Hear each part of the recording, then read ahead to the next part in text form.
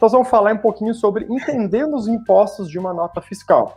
Nós sabemos que uma nota e imposto é super complexo, a gente ficaria aqui horas e horas para explicar tudo isso, mas o importante, e é o que a gente sente no dia a dia, que é o mais complexo para as empresas, é entender pelo menos o básico, aquela conceitualização do que influencia para um cálculo de imposto. É ali que gera mais dificuldade que eu vejo em todo mundo. Lógico que é muito difícil a gente saber todas as regras que existem, que nós vamos passar para vocês, mas pelo menos vocês entenderem o que é cada coisa, o que ela influencia, né? E de acordo com que pontos que os cálculos alteram, já tem 90% garantido. Aí o resto é só questão mesmo de conferência, contato com contabilidade, etc. Vamos lá, vamos falar um pouquinho de introdução. Quando a gente fala, então, de nota fiscal, que é o que a gente vai falar do tema, a gente não tem como evitar de falar de empresas. Então, eu trouxe só uma informação rápida, que quando a gente fala de toda a parte fiscal, a gente está falando de empresa. A empresa, automaticamente, ela precisa ter um CNPJ, então, se você precisa emitir uma nota fiscal, de fato, tem que ter uma empresa registrada. Por curiosidade, o CNPJ hoje, ele é composto por 14 dígitos, é como se fosse o seu CPF, porém da pessoa jurídica. E quando a gente fala CNPJ, vocês já devem ter percebido que ele tem uma numeração, e bem no final, depois da barra, a gente tem 0001, 0002. Isso aqui é o que identifica o número de estabelecimentos ou filiais de uma empresa. Então, se você pegar um CNPJ que ele tem o 0001, você sabe que é a matriz, é a primeira empresa que foi criada com esse registro. Porém, quando você for abrir filiais, esse númerozinho ele vai alterando. Então, ele vai para 2, vai para 13, por aí vai, tá? E além do CNPJ, todas as empresas que atuam com circulação de mercadorias ou serviços, que é a questão de eu compro mercadoria para ser entregue, por exemplo, uma indústria, um comércio, um transporte principalmente, eu preciso ter a famosa inscrição estadual. Então eu tenho que ter isso, porque eu estou vendendo um produto, eu estou circulando mercadorias. E é lógico que daí a inscrição estadual, ela é um pouquinho mais, ela varia um pouco mais de acordo com o seu estado que você está abrindo, né, pegando essa questão da inscrição estadual. E por último, a gente tem a inscrição municipal, que ela é obrigada para todas as empresas, independente do ramo. Então isso aqui, digamos, é a base das informações que a gente precisa para ter, para começar ao menos a emissão de uma nota fiscal. Beleza? Eu ia fazer um comentário ali, né, sobre a inscrição estadual. Uma empresa, quando ela abre numa cidade, ela recebe, ela faz o processo de liberação e tudo mais, ela vai ter essa inscrição estadual correspondente àquele município, inclusive. Quando ela se mudar de município, ela terá que fazer um novo registro, porque cada cidade tem um sequencial de inscrições estaduais, né? Então, quando ela mudar de cidade, provavelmente ela vai fazer uma troca dessa informação, tá? Perfeito, muito bem colocado também. Então, temos aqui os dados principais para isso, tá?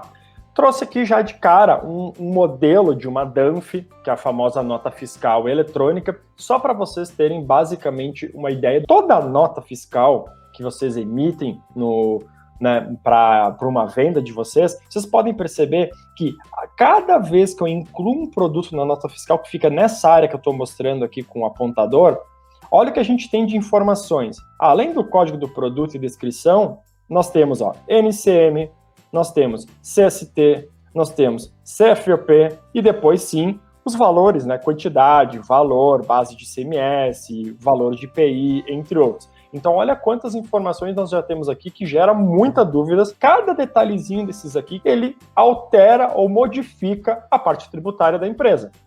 E depois a gente tem aqui automaticamente o resumo de toda essa nota fiscal, que é os cálculos do imposto. Aqui seria o resumo, a soma, né, de todos os impostos dos produtos. Então, a gente tem ICMS, o valor, a base da substituição tributária, o valor do ICMS da substituição tributária, entre outras informações aqui, tá? Então, só para vocês verem, de fato, vocês conseguirem enxergar uma nota e verificar o quanto que tem, né, de mudança, de quantas informações temos nessa nota. É importante aqui a gente ter esse conhecimento sobre isso, tá? Começando do básico, o que é imposto, né? A gente fala muito de tributação, imposto, mas o que é o imposto?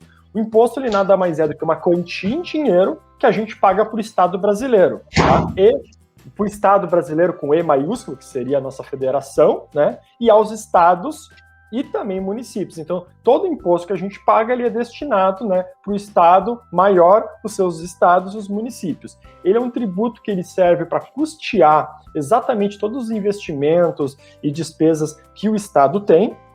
Então é muito importante a gente ver isso, toda a parte de infraestrutura, estradas, portos, aeroportos. Então os impostos são totalmente destinados para esse uso de toda a administração e despesas, né? Seja do Estado, do município ou do Brasil como um todo. E os impostos, ele não tem, a palavra imposto, ele não tem destinação específica. Ou seja, ele pode ser utilizado para qualquer despesa que venha a ter, né, no município, no estado ou no Brasil. Agora, quando a gente trata de contribuição, aí sim, eles são impostos, né, gerados, mas eles têm um objetivo único, que é contribuir para algo. Aí, neste caso, não pode ser utilizado para outro fim, por causa da criação dele foi exatamente para isso. Então, só uma diferençazinha ali, que é importante a gente entender. Vamos passar aqui. E quais são os principais... É isso que eu ia comentar, né? Isso que você comentou, na verdade, de contribuição, a gente acaba chamando tudo de imposto. Já estou vendo aqui o slide que vai apresentar isso, né? A gente acaba chamando isso aqui de tudo de imposto, né? Porque PIS e COFINS, que são contribuições, ele é uma taxa que você paga para o governo, mas é como o Samuel comentou, né? Ele tem um destino específico. A gente acaba chamando tudo de imposto, mas na verdade só duas é contribuições, tá? Essa é uma curiosidade mesmo. Exato, exatamente. Conforme tu lança no teu sistema, tu vai ver que tem esses lugares diferentes, né? Que você vai preencher ali. Exato. Então, quais os principais impostos que a gente tem? Que até na figurinha a gente já viu que é muito imposto, né? Que tem sobre nós, pessoas físicas ou jurídicas, que seja. Então, por isso que eu comentei. É muito complexo em uma aula nós conseguir passar tudo que existe, mas aqui é para trazer para vocês um conhecimento que é importante a gente ter isso bem definido. Primeiro passo, então, é o imposto de renda da pessoa jurídica. Então, esse cara, ele incide sobre o lucro dos negócios. Então, é exatamente sobre isso aí, tá? A gente tem a contribuição social, então a gente já começa a ver a palavra contribuição, né? Então, a contribuição social sobre o lucro líquido da empresa. Nós temos o PIS e o COFINS. Então, o PIS é Programa de Integração Social e de Formação de Patrimônio do Servidor Público. Então, é o imposto destinado exatamente para esse fim.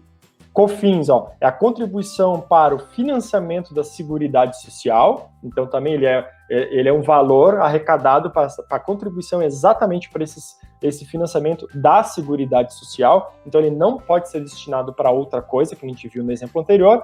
Temos o IPI, que é muito mais conhecido para as indústrias, que é imposto sobre produto industrializado, ou seja, produtos que eu fabrico. Temos o ICMS, esse sim é o mais conhecido de todos, que é Imposto sobre Circulação de Mercadorias e Serviços. Ou seja, toda circulação de um serviço ou mercadoria que tiver, eu vou ter que pagar o ICMS. Temos o ISS, que é específico para Imposto sobre Serviços. O INSS, que é conhecido também, né, que é o Instituto Nacional do Seguro Social. E tem outros vários que existem, né, mas não vem ao caso aqui, específico para nota fiscal eletrônica. Aí vem o IOF, né? Até tem alguns de nota, que é imposto de importação, IPTU, entre outros. Então existem todas essas variações de impostos aí. Samu, me surgiu uma dúvida, que talvez seja uma dúvida de quem está assistindo também. Alguns comércios, eles trabalham com transformação. Eles transformam, por exemplo, produtos individuais em kits que se tornam outros produtos, né? Nessa transformação, aplica-se também a tributação do IPI, Samu? Não se aplica porque eles não estão... o IPI, ele é transformação no contexto de eu compro um produto madeira e transformo em mesa. Então, é uma coisa que eu tenho uma matéria-prima e estou transformando num produto totalmente diferente do objetivo inicial dele.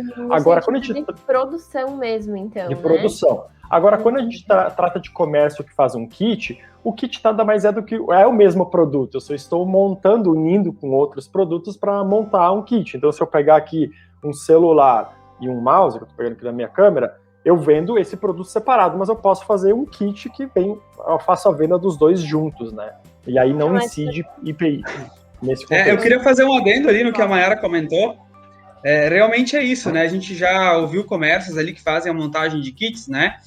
O que acontece? O comércio, se ele é só comércio, ele não pode mudar a característica dos produtos dele. Então, quando o produto dele entra, o produto tem que sair com o mesmo NCM, não precisa ser com a mesma descrição, mas o produto que entrou tem que sair igual. Ele não pode virar uma outra coisa, que é o caso diferente da indústria. A indústria entra um produto, né, uma matéria-prima, como o Samuel comentou, então eles industrializam, e aí sim, quando industrializa, tem o IPI, Imposto sobre o Produto Industrializado. Então, nesse caso, a indústria paga IPI, quando tem nos produtos, ICMS e outros impostos. O comércio, o IPI não entra. Só entra, na verdade, no sentido assim, ele nunca vai pagar IPI na saída.